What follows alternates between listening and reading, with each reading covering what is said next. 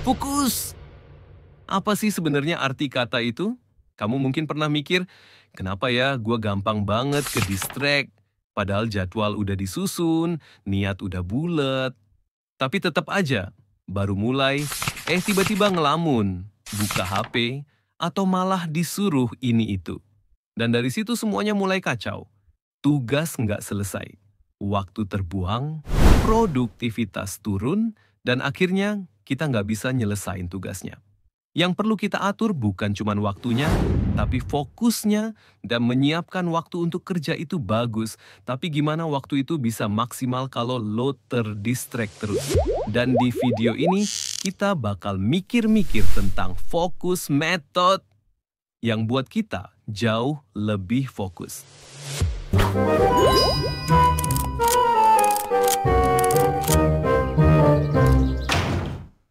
Sebelumnya, kita coba jawab dulu pertanyaan yang tadi. Apa sih sebenarnya fokus itu? Fokus adalah kemampuan buat menaruh perhatian sepenuhnya pada satu hal. Bukan cuma duduk diam di depan meja, tapi benar-benar hadir. Pikiran dan tindakan berjalan ke arah yang sama. Nah, pertanyaannya, gimana sih kita bisa mendapatkan fokus kayak gitu? Disinilah fokus method masuk.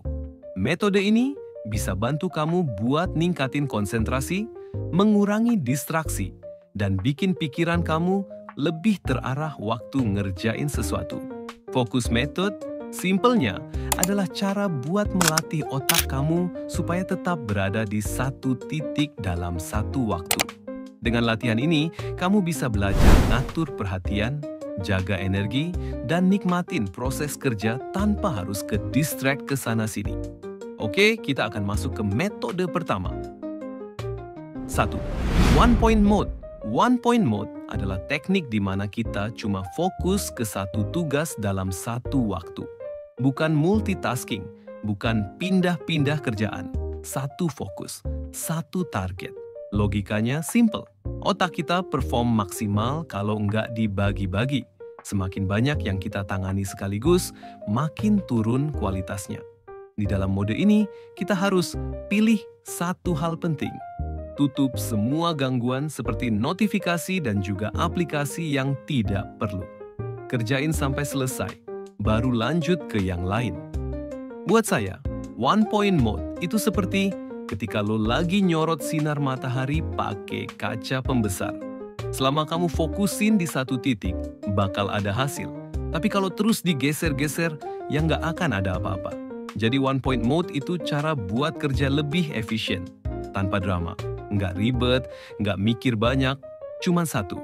Kerjain, kelarin, lanjutin. 2. Eliminate distractions. Setelah one point mode adalah bersihin lingkungan dari hal-hal yang bisa ganggu. Sesimpel ngebersihin ngecegah distraksi itu muncul. Gimana caranya? Misalnya, matikan notifikasi. HP itu penyumbang distraksi paling tinggi. Kalau kamu nggak bisa matiin, minimal aktifkan mode Do Not Disturb. Bersihin meja kerja. Jangan biarin tempat kerja penuh barang yang nggak relevan. Komitmen, ini yang penting. Kasih tahu orang sekitar kamu kalau kamu butuh waktu tanpa gangguan selama sekian menit atau jam. Masalahnya, kita sering ngerasa, scroll 2 menit aja, padahal 2 menit itu jadi 30. Dan dari situ, semua niat buat produktif jadi bayar. Eliminate distractions. Itu bukan soal menjauh dari dunia luar, tapi soal mengatur ulang dunia kita biar bisa kerja tanpa gangguan. Oke, kita lanjut lagi. 3. Progress structure itu kayak bikin peta. Bayangin kamu mau naik gunung tapi nggak bawa jalur pendakian. Bisa aja sampai puncak, tapi kemungkinan besar nyasar dulu. Makanya sebelum mulai kerja, kamu harus bikin rute. Gimana caranya? Bagi tugas besar, jadi langkah-langkah kecil. Misal, kamu mau bikin tugas presentasi. Buka dengan riset dulu, lanjut bikin outline, lalu cari gambar, baru desain slide, dan latihan. Jangan mulai dengan kerja semuanya. Mulai dari hal paling sederhana. Ini bantu otak kita masuk ke flowchart pelan-pelan. Dengan begitu, kamu nggak bakalan nyasar dan fokus ke tujuan. Time limit, timer, progress. Pernah ngerasa kerjaan jadi lebih gampang kalau waktunya mepet? Itu karena otak kita suka sama batas waktu. Saat ada deadline, otak masuk ke mode serius. Time limit ini bukan buat bikin stres, tapi buat ngebangun tekanan yang sehat. Kita kasih batas waktu pada diri sendiri biar nggak santai-santai terus. Gimana caranya? Gunakan timer. 25 menit kerja, 5 menit istirahat. Ini dikenal dengan teknik Pomodoro. Atur target kecil di dalam waktu itu. Misalnya, dalam 25 menit ini, gua harus kelar nulis 1 paragraf. Pasang timer bukan buat panik, tapi buat fokus. Karena ketika waktu terbatas, kita jadi nggak kepikiran buka HP atau bengong. Menurut saya, ngatur time limit itu kayak main bola sore-sore waktu kita kecil. Kalau sudah mau maghrib, ibu kita langsung nyamperin kita dan ngomel-ngomel kalau kamu telat. Stimulus fokus, makanan and minuman ringan. Mungkin kamu bilang, kalau makan atau minum saat kerja itu jadi multitasking dan bikin otak kita nggak fokus. Tapi, sebuah studi dari Frontiers in Human Neuroscience menunjukkan bahwa konsumsi dark chocolate dan minuman berkafein ringan seperti teh hijau bisa meningkatkan perhatian dan konsentrasi dalam jangka pendek. Tapi, jangan berlebihan, karena efeknya bisa jadi sebaliknya kalau dikonsumsi berlebih. Kadang, otak kita butuh sedikit dorongan biar bisa tetap on. Bukan berarti harus ngopi 3 gelas atau minum energy drink terus, tapi lebih ke stimulus ringan yang bisa bantu kamu tetap siaga tanpa bikin ketergantungan. Misalnya, 1 gelas kopi hitam atau teh hijau, atau bahkan camilan kecil kayak dark chocolate. Kuncinya satu, jangan berlebihan. Makanan dan minuman ini bukan jadi alasan buat kabur dari kerjaan, tapi jadi bagian dari istirahat kamu. Contoh, kamu udah set timer buat kerja 25 menit. Nah, sebelum mulai, kamu siapkan minuman kecil. Pas kerja, kamu tahu. Oke, gue punya waktu dan energi. Fokus.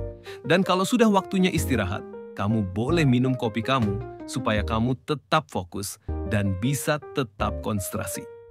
6. Strategic break. Istirahat taktis. Fokus itu bukan maraton tanpa henti.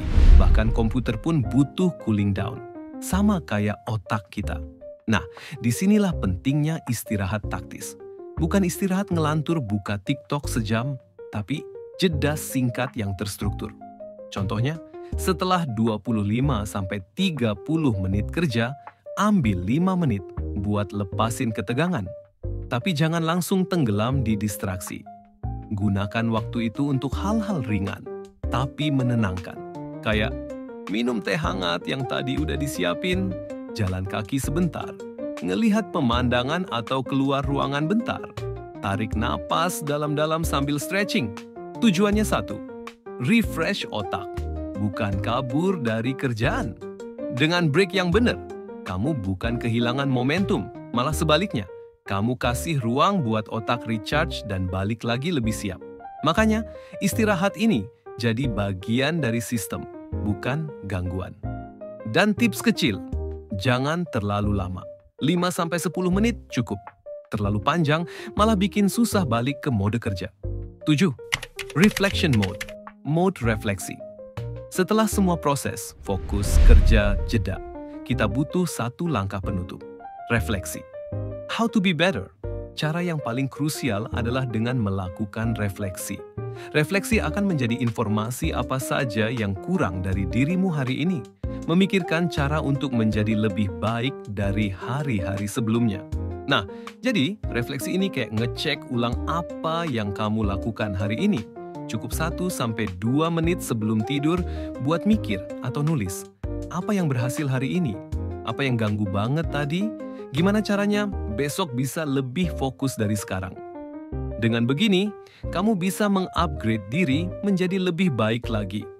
Dan terakhir ingat, semua metode tadi cuma alat. Kalau kamu nggak mulai dari sekarang, semua cuma jadi teori doang. Jangan tunggu momen yang pas. Karena fokus itu bukan datang sendiri, tapi dilatih. Jadi, itulah fokus method. Kalau kamu ngerasa ini bermanfaat, jangan lupa share ke temanmu yang juga butuh fokus. Sampai ketemu di video berikutnya. Stay critical thinking.